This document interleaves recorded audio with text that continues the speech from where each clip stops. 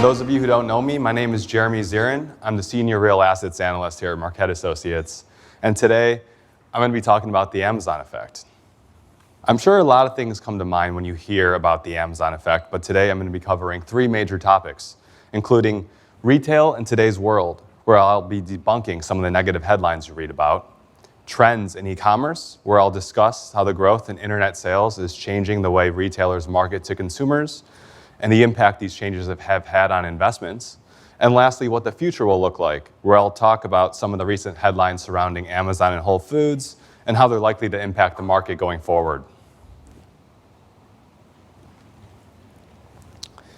So when you look at retail in today's world, there are a lot of negative headlines out there, most of which I'm going to address in the following section. But first, I want to give you a little bit of history. The retail sector has undergone significant changes throughout its history. In fact, change has been one of the only constants.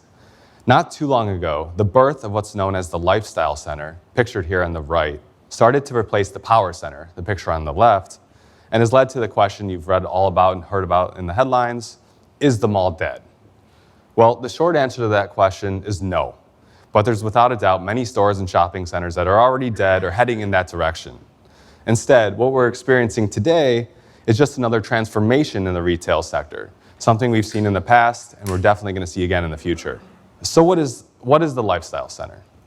Born out of the slowdown in regional mall development, the lifestyle centers, they're upscale shopping centers with dining and entertainment in an open-air format.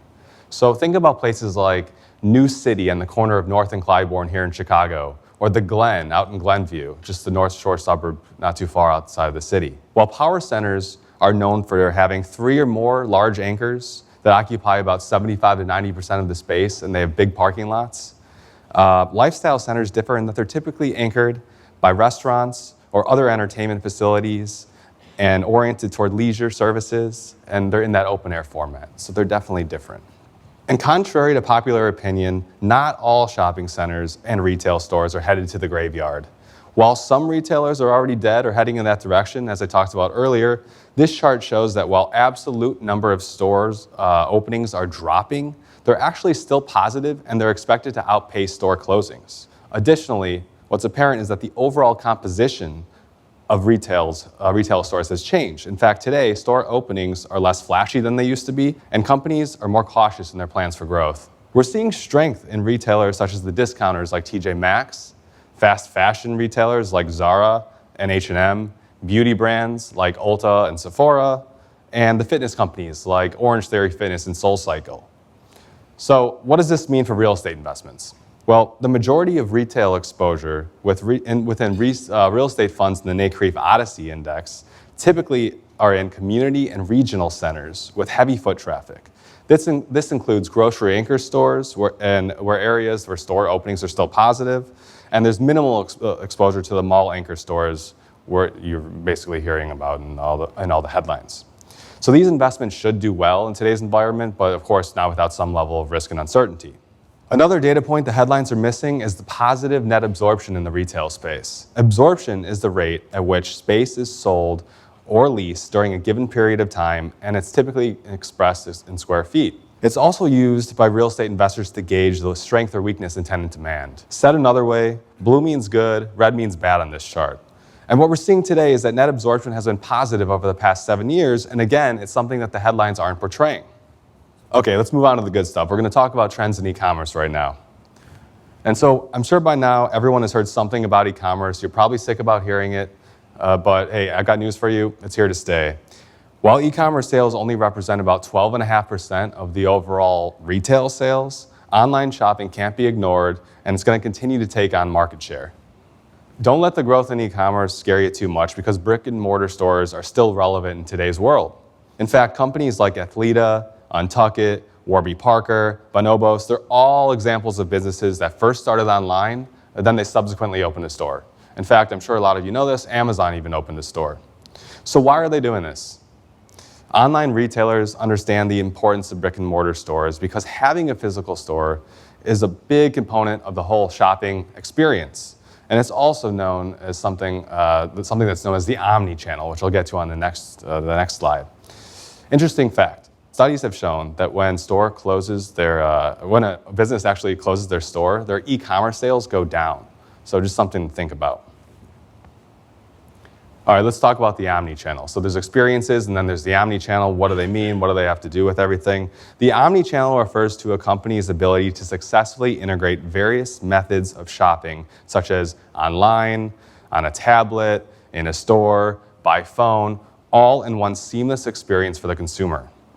So a typical company that hasn't adopted the omnichannel approach, they're usually investing in different consumer experiences or different multi-channels, as they're known as, including maybe having a website, maintaining a Facebook page, having a physical store. But the successful ones, the successful companies at least, are able to take all those channels and turn them into one seamless experience by integrating everything all together.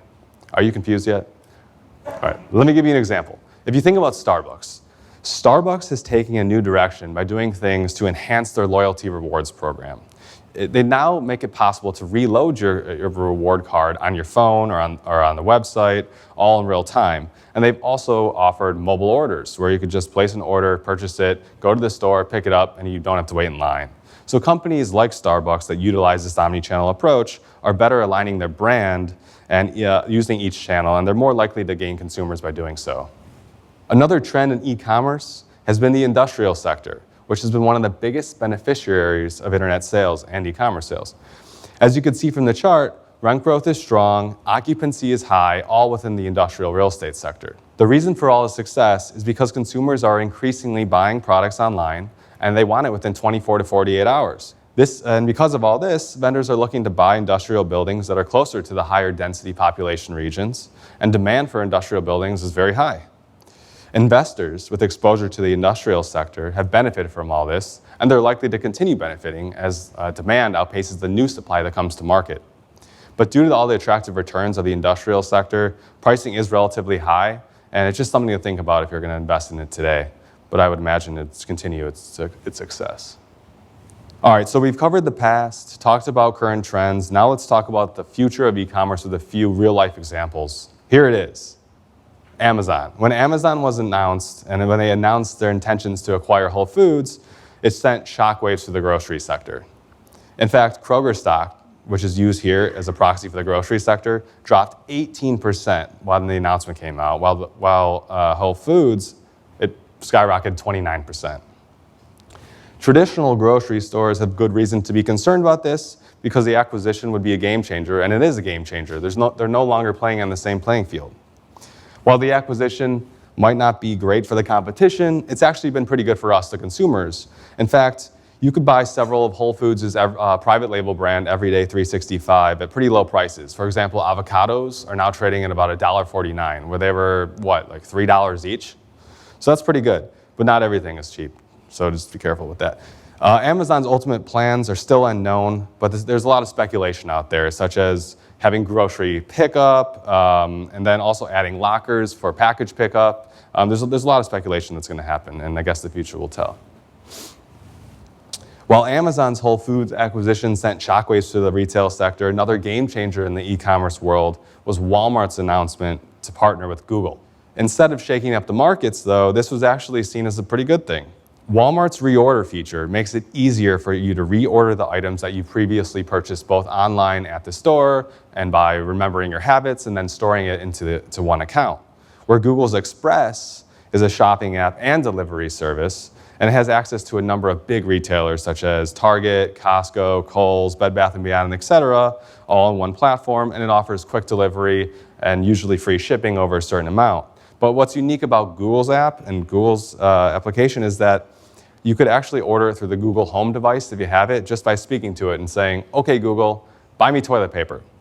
So by partnering with Google Express, consumers will now be able to take advantage of Walmart's reorder feature through an integration of Google's Express and the Google Assistant. This means that Walmart can now leverage a new e-commerce platform and have what they didn't previously have access to, and that's voice computing, something that could be maybe a topic next year.